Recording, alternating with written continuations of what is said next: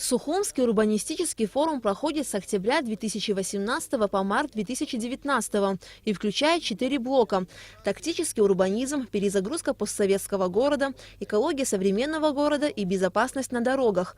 В форуме могут принять участие все желающие. Главная тема второго этапа форума – перезагрузка постсоветского города, где будут рассмотрены вопросы городского активизма в совершенно разных областях.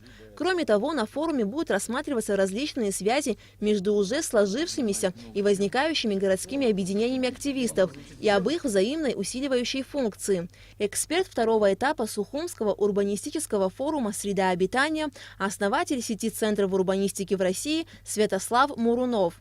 Я наблюдаю за Абхазией порядка уже 20 лет, и мне кажется, что это место такого какого-то парадокса. То есть при всем потенциале ничего не происходит. И мне, как профессиональному исследователю и человеку, кто занимается развитием городов, у меня есть гипотеза, почему это не происходит. И я, в принципе, приехал эту гипотезу проверить, в том числе с вами, ее обсудить и так далее. Проект «Среда обитания» нацелен на создание образовательной и дискуссионной площадки для активистов, простых горожан и представителей власти. Полученные в рамках форума знания, несомненно, помогут ее участникам при организации каких-либо идей и проектов, уверены организаторы Сухумского урбанистического форума. У людей есть всегда иллюзия того, что человек приедет на 5 дней и все моментально преобразится. Этого не произойдет.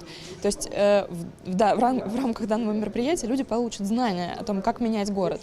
Дальше это уже их дело, будут они это применять на практике или нет.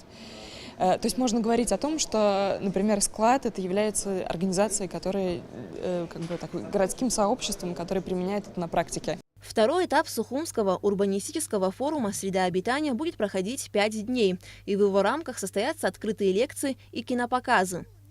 Аля Катрапш, Роберт Ломия, Абхазское телевидение.